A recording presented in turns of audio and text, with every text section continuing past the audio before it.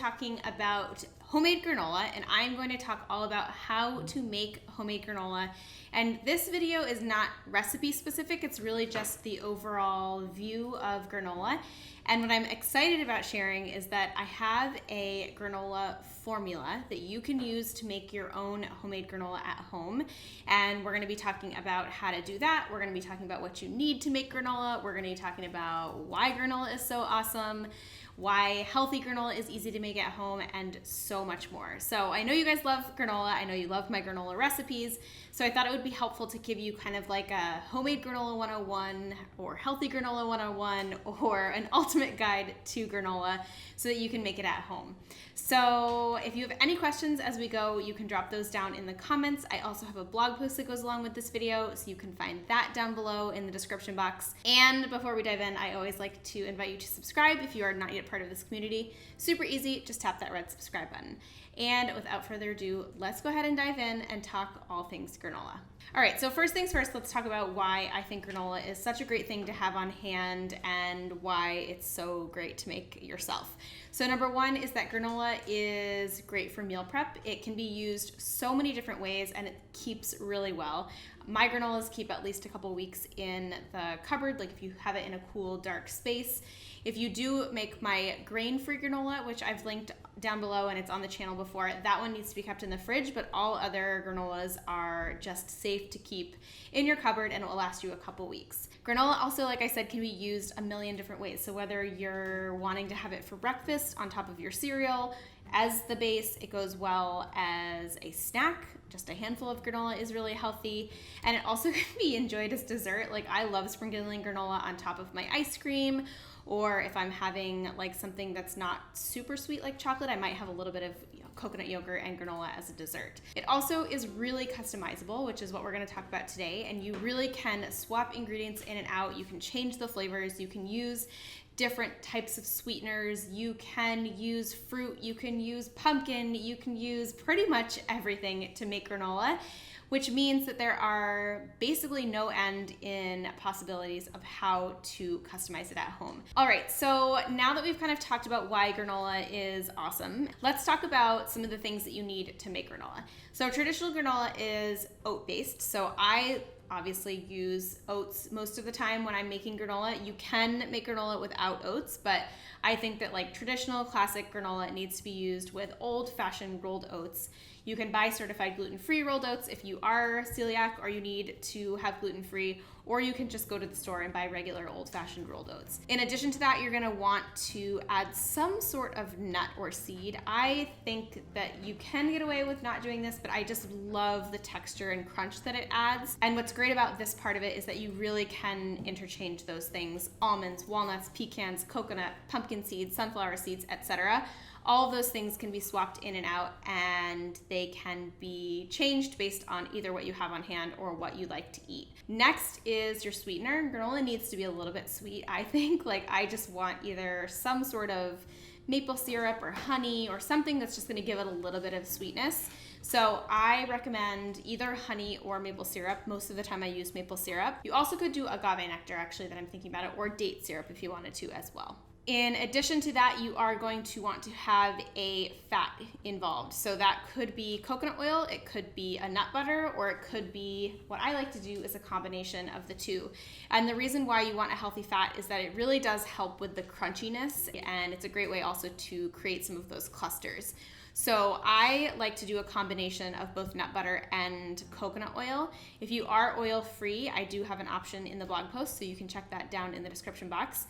And the reason why I like using nut butter as the main kind of fat component of the granola is because it's a little bit thicker, obviously, than oil, and it is one of those things that helps to create the clusters. So if you are a clustery granola person, I really recommend trying to incorporate peanut butter or almond butter or sunflower seed butter into your mixture because it will help to create the most delicious clusters. And then the last step for me is flavorings, and flavorings could be a whole number of things. It could just be salt if you just want like a little bit of salt, which will kind of elevate the sweetness and help balance everything out. That's great. You also could do spices, so Of course, cinnamon is an obvious one, but also cardamom, ginger, pumpkin pie spice, allspice, nutmeg, etc. Those kind of sweet, warming spices could be also an option. Or you could do extracts. You could do something like vanilla extract or almond extract or orange or lemon. And extracts are, again, another way for you to kind of incorporate more flavor and an easy way to change things up, even if you keep the rest of your granola the same. So for me, the granola recipe that I use as my standard base is as follows. 5 cups of oats, and again, that's old-fashioned rolled oats, 1 cup of nuts or seeds, half of a cup of maple syrup, half of a cup of nut butter, a 1/4 cup of oil, and then 1 to 2 teaspoons of my flavoring. Again, that's spices or extracts.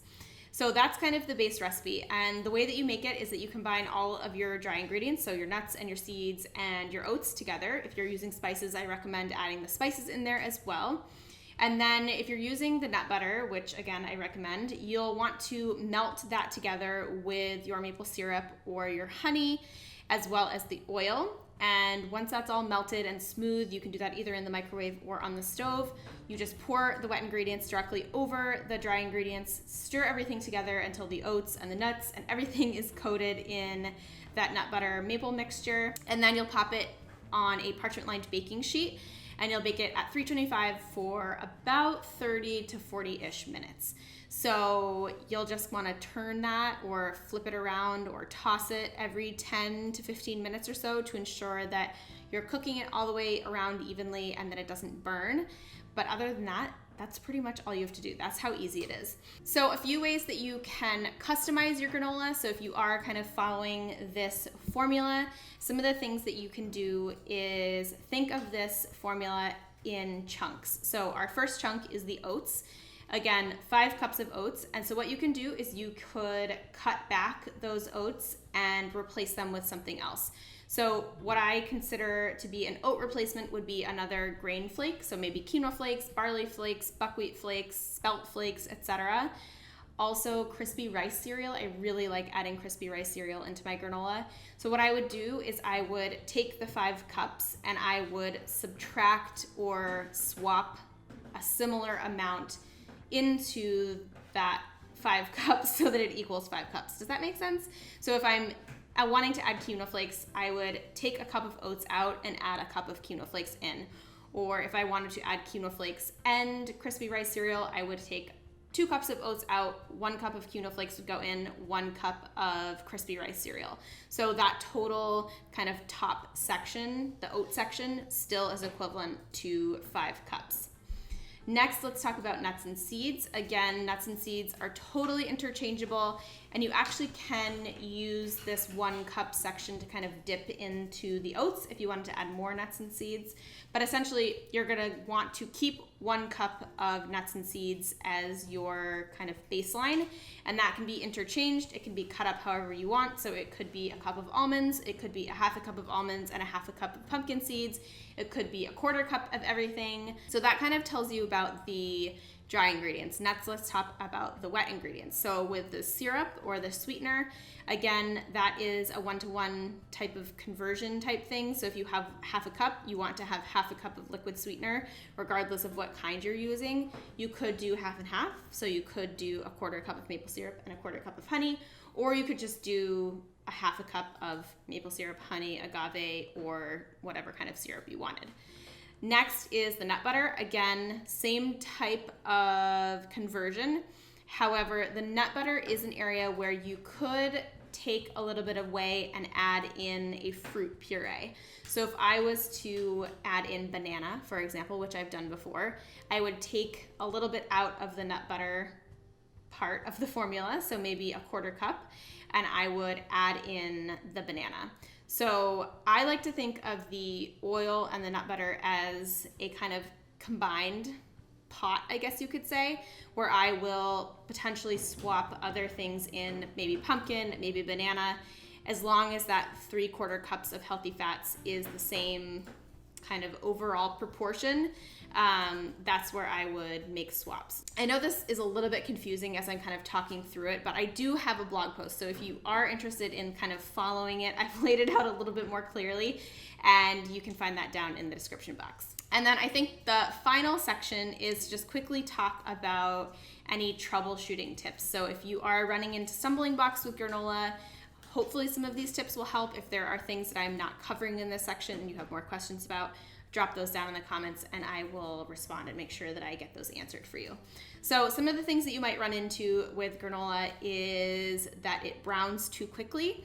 If that is the case, I would recommend lowering your oven temperature and just cooking it for longer. So some ovens run a little bit hot. Maybe your granola is too close to the top and it's burning. If it's burning too quickly, I would definitely recommend lowering it in your oven and also lowering the temperature and just making sure that you cook it for a little bit longer.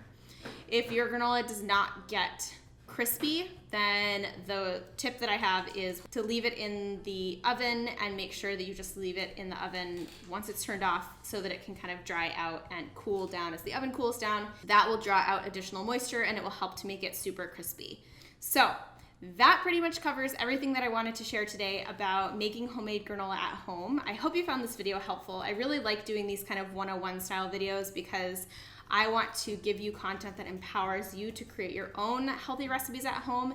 I know you love following my recipes and I love that you do follow them, but I also want you to feel inspired and encouraged to be able to make these kind of things at home and to use your creativity in your kitchen to kind of come up with your own unique flavors and your own unique recipes. It just really, I find, makes you feel more empowered and encouraged when you are cooking on your own.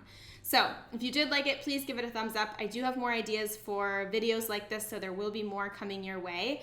And I also have a ton of granola recipes on my website. So if you are looking for a place to start or you just want to follow an exact recipe, I will link some of my favorites down below. And also make sure to follow along on that blog post because I've detailed everything that I talked about today in that blog post. Otherwise, I really appreciate you guys hanging out with me for probably, I don't know what this video length is going to be, but it feels like I've been talking for a while. So I appreciate you being here and following along and being part of this community. If you are not yet a member of this awesome community here on YouTube and you enjoyed today's video and you like content like this, I would love for you to subscribe. There's a red button right below this video that says subscribe. You could just tap that button and that will subscribe you. Otherwise, I hope you have a fabulous rest of your day and I will see you back next week with a brand new video. We are making a delicious bowl of steel cut oatmeal. So stay tuned for that and I'll see you in the next video. Bye guys.